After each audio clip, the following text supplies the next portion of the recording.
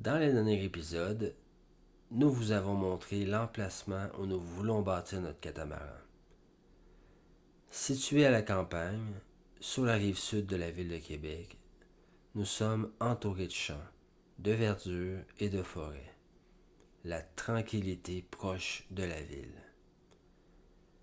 Donc, nous avons bâti un atelier de 20 pieds par 60 pieds de long avec un plafond maximal à cause des barres transversales de 12 pieds à ne pas dépasser.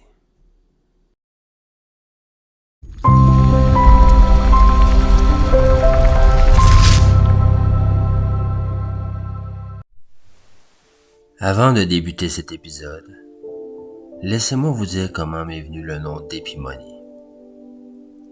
En fait, ça découle d'un rêve que j'ai fait.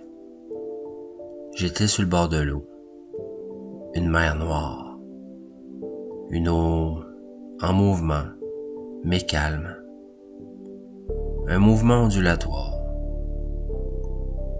Une femme s'y tenait, cheveux dans le vent, les cheveux qui se baladent doucement au gré du vent, qui doucement se tournant de profil, pour au final me pointer du doigt le derrière d'un bateau, le derrière d'un catamaran de couleur bleu marin. Et j'y vis le nom du bateau. Épimonie. Dans une langue que je connais pas, que j'ai jamais exprimé un mot dans cette langue, puis que j'ai jamais entendu quelqu'un s'exprimer dans cette langue. Épimonie, qui signifie persévérance ou endurance. Wow, épimonie. Ça sonne drôlement bien. En relevant les yeux, j'y ai vu moi, à l'arrière du bateau, en compagnie de ma belle, Marilyn, m'aidant à remonter le zodiaque. Fait que voilà comment le nom et le logo me sont venus. J'ai donc décidé de le dessiner. Bienvenue à un autre épisode d'Épimonie Céline. Dans cet épisode, nous allons vous parler de ce que nous voulons bâtir comme type de catamaran, répondre aux questions de plusieurs personnes qui nous ont été demandées. Alors, bienvenue chez nous. Désolé si ça sonne écho. Si l'éclairage n'est pas optimal, puis que c'est pas notre meilleure édition. Mais je vous promets qu'on va vraiment essayer de s'améliorer au fil des épisodes. Pour aujourd'hui, on va essayer de faire ça simple et vous montrer à l'aide d'un petit schéma que j'ai fait à la main ce qu'on aimerait construire et ce qu'on veut comme bateau et surtout pourquoi. Vu que moi et Marilyn avons un emploi en dehors du projet, le projet avancera au gré des congés ainsi que des vacances qu'on aura. Nous avons reçu quelques questions d'amis ainsi que de personnes qui nous ont contactés par Messenger ainsi que par Instagram. Donc, on va tenter de vous répondre et vous expliquer ce qu'on veut réellement.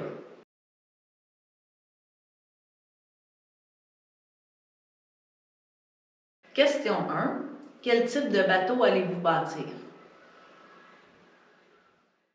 Ce catamaran qu'on va bâtir au dôme, on l'appelle comme ça parce que c'est le site de construction.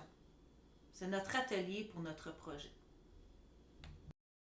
Après avoir essayé un petit voilier à Carleton-sur-Mer, une merveilleuse expérience malgré la petite dimension de l'embarcation, avoir vu de nombreuses vidéos sur les voiliers et sur les catamarans, personnellement, je préférerais et de loin avoir un catamaran pour plusieurs raisons.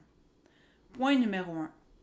L'expérience d'Éric avec son Hunter de 38 pieds, qui lui a permis d'avoir une expérience propriétaire de voilier et de déjà cheminer dans ce monde de la voile. Point numéro 2. Quel type? Ce sera un catamaran avec des coques longues et les plus fines possibles pour avoir le plus de portance sur l'eau sans pour autant avoir un poids conséquent. Un catamaran d'environ 50 pieds par 27 pieds serait le ratio qui nous conviendrait. Comme vous pouvez le voir sur mon petit schéma, j'ai inscrit l'explication de ce que je pointe à l'aide de flèches rouges. Donc, en commençant par tribord, en haut à droite, une longue flèche nous amène vers l'intérieur du salon où nous n'aurons pas de table à cartes.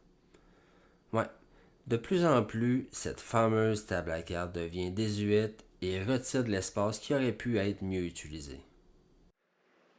Aujourd'hui, les cartes papier laissent souvent place aux instruments électroniques, au GPS, aux cartes marines à partir d'écran. Donc, pour nous, on ne juge pas nécessaire d'avoir une table à cartes. Coque effilée. Oui, comme Marilyn a mentionné, on désire avoir des coques effilées par choix. Mais dans une question aussi de rapidité, sans négliger la portance du bateau sur l'eau. Le rapport poids-longueur, mais également les matériaux composites qu'on a décidé de prendre, alliant le Kevlar, la fibre de verre et la fibre de carbone. Ça permet de réduire le déplacement et la surface mouillée, et donc d'augmenter la vitesse. Contrairement aux autres coques qui sont plus larges puis plus plates. Donc, autre flèche rouge, gros trampoline. Ben forcément que si on a des coques longues et étroites, oui, ça retire de l'espace de vie intérieur, mais sans pour autant retirer de l'espace de vie tout court. Un plus gros et long trampoline est beaucoup moins lourd qu'un petit trampoline et un gros salon et cuisine. La flèche rouge sectionnelle, c'est surtout pour montrer qu'on aimerait avoir plusieurs places assises sans être tout pogné dans un coin avec une table et une banquette en U, comme on voit dans certains restos ou dans plusieurs bateaux visités lors de notre passage au Boat Show d'Annapolis dans l'État du Maryland. Un boat show qui vaut la peine d'être vu si vous ne l'avez jamais fait. La flèche rouge lit simple. C'est surtout une question d'espace dans ce bout de coque. On continue de descendre, toujours côté tribord, avec la flèche rouge d'un îlot et non une table. Ça encore là, je l'ai noté sans pour autant encore à ce jour savoir si on mettra une petite table, une option de table amovible ou pas du tout vu que, comme écrit, il y aura quand même un gros îlot. La flèche rouge, 2 chambres, côté tribord, c'est ce qu'on voudrait. 2 chambres pour ce côté et de l'autre, bâbord, ce serait l'entièreté de la coque en cabine des maîtres. La flèche rouge, douche et toilettes séparées, c'est que quand on a visité des bateaux au boat show, on appréciait quand parfois la toilette était séparée de la douche. Parce qu'on va se le dire, il y en a qui vont sur la bolle plus longtemps que d'autres.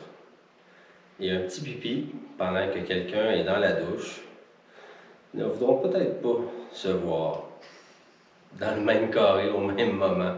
Donc, c'est juste que on trouve l'idée bonne de séparer ça simplement par un petit mur. Sur certains catamarans, surtout les nouveaux modèles, ont un lit canapé assez grand pour chiller. Assez grand pour coller ton chum par une belle après-midi au grand air, sans être au gros soleil et à brûler sur le trampoline. Donc oui, j'aimerais bien avoir mon love bed. La flèche TV. Ben oui, une télévision au mur pour 2 cinéphiles qui aiment bien le soir relaxer en écoutant un petit film collé à changer les idées. L'éclairage varié, autant le rouge pour la nuit, qui empêche de s'aveugler, puis d'avoir des flashs blancs lors des naves de nuit, que des LED bleus pour le look. Puis aussi pour peut-être retrouver plus facilement notre bateau de nuit quand on revient vers lui en zodiaque au travers des autres catamarans. On voudrait dire un gros merci à tous ceux et celles qui nous suivent dans cette aventure, à nos Patreons, Facebook, Instagram et TikTok. Aux dons, même minimes soit-il qu'on a reçus, de vous qui nous aident et nous encouragent à continuer, afin de vous partager nos goûts nos impressions, à vous montrer ce superbe bateau qu'on construit, à nous aider à continuer de produire des vidéos. Donc, un gros merci. Avant de poursuivre avec le côté bâbord, une question intéressante nous avait été demandée. En quoi allez-vous faire ça? Donc, quel matériel allez-vous utiliser pour bâtir votre catamaran? Bien, tout d'abord, ce sera un sandwich composite. C'est quoi ça? Puis ça consiste en quoi? Bien, qui dit sandwich dit plusieurs couches et souvent différents éléments. Dans un sandwich, tu peux avoir la laitue, les tomates, le bacon, le fromage, puis tout ça, c'est pogné entre 2 tranches de pain. Nous, notre centre sera du nid d'accord, fusionné entre de la fibre de verre en dedans comme en dehors, mais renforcé à des endroits stratégiques par quelques épaisseurs de Kevlar ou de fibre de carbone. Le nid d'accord, communément appelé aussi du nid d'abeille ou en anglais honeycomb panel. Oui, il y a le foam core ou le PET core, sont souvent cités comme étant mieux. Mais tu sais, il y a des avions et des satellites qui sont en orbite au-dessus de nos têtes en ce moment même, qui ont de grosses composantes structurelles faites en nid d'abeille. Donc, ça ne doit pas être si mauvais. Les avantages sont nombreux, tels que la légèreté, un panneau de 4 par 8 de 3/4 de pouce d'épais pèse environ 10 livres, comparé à un foam core qui en pèse le double, ou un plywood de bois qui en pèse 75 livres. Ça résiste avec facilité à la moisissure ainsi qu'à la détérioration par produits chimiques. À cause de la superstructure des alvéoles, c'est un excellent insonorisant ainsi qu'un isolant thermique qui garde le bateau frais par température chaude et chaud par température froide. C'est un matériau qui n'est pas trop cher si on le compare au foam core qui coûte facilement de 2 à 2,5 fois moins cher pour la même surface. Pour continuer avec le dessin, côté bâbord, en bas à gauche, une plateforme minimale de 4 pieds, simplement pour avoir assez d'espace pour débarquer, embarquer, s'asseoir, nager et remonter à bord aisément avec des sacs d'épicerie ou l'équipement de plongée sous-marine. La flèche rouge, indiquant un poste de pilotage. C'est surtout que les deux côtés pourront être adaptés, mais qu'on préfère focusser sur un seul côté. Et celui qu'on a choisi, c'est en fait le même côté qu'on conduit une auto ici en Amérique. La flèche rouge suivante est ce qu'on a dit précédemment, comme quoi que toute la coque bâbord sera pour nous. Le point, vrai frigo. La plupart des bateaux, voiliers, catamarans ont souvent des frigos à chargement sur le dessus qui sont vraiment pas pratiques. Ceux à tiroir ou à panneau le sont beaucoup plus, mais encore là, leur contenu par rapport au poids n'est vraiment pas avantageux. Donc, pour nous comme catamaran Black Lion, leur fils dans l'Odyssée de Sagar Rani, pour ne nommer que ceux-là, qui ont un vrai réfrigérateur comme on a à la maison, donc on veut ça. La flèche rouge Daggerboard, ben oui, on préfère pour le côté performance tirant d'eau avoir des Daggerboards rétractables.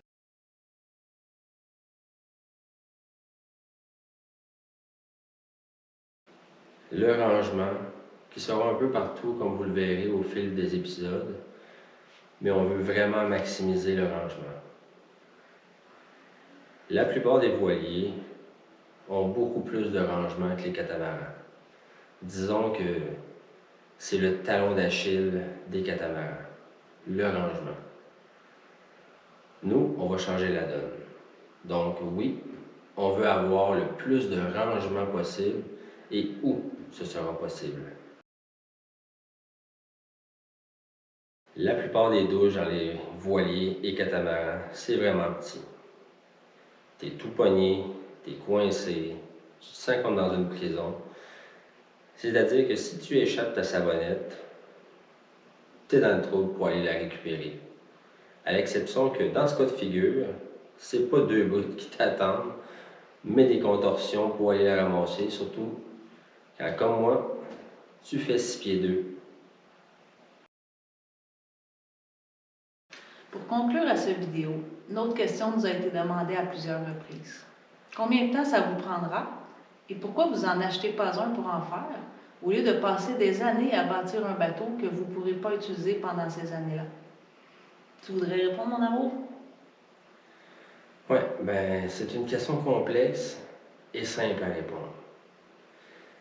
Théoriquement, pour ce type de bateau et grosseur de bateau, ça prendra entre 10 et 15 000 heures.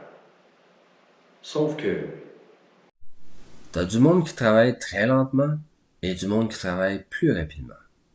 Parfois t'es seul, parfois on est deux, parfois on est un petit groupe de personnes. Donc c'est difficile de dire un chiffre pour le nombre de mois, d'années. Mais ce projet, on le fait conjointement avec nos emplois respectifs.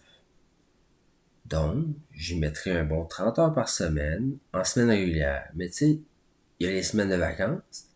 Les congés sont des journées qui s'additionnent.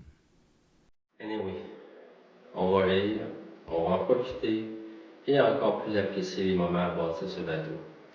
Donc, au final, on en profitera. C'est maintenant le temps de se quitter pour cette semaine. Merci encore d'avoir écouté. Vivez la vie. Elle est, oui, pas toujours évidente et facile, mais ça vaut le coup. Soyez heureux. Ayez des rêves, des projets, des buts. Et chaque jour, essayez de faire juste un petit quelque chose pour ce rêve, pour ce but. Portez-vous bien. On se dit à la semaine prochaine. Bye bye. Bye bye.